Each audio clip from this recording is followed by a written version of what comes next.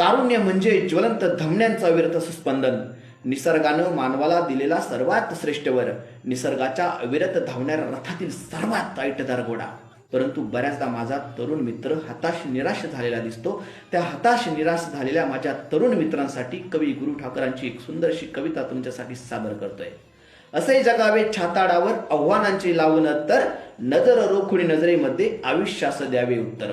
नको गुलामी नक्षत्रांची, भीती आंधळ्या ताऱ्यांची, आयुष्यास भिडता नाही स्वैर करावी स्वप्नांची.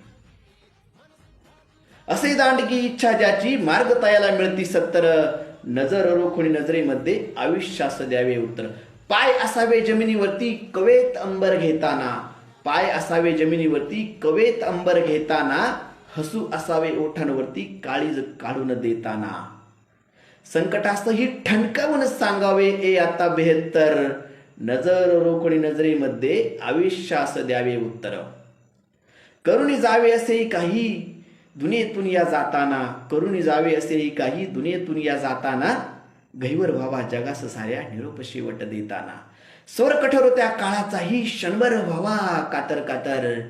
नजर रोखुनी नजरेमध्ये आयुष्यास द्यावे उत्तर. आयुष्यास द्यावे उत्तर. धन्यवाद.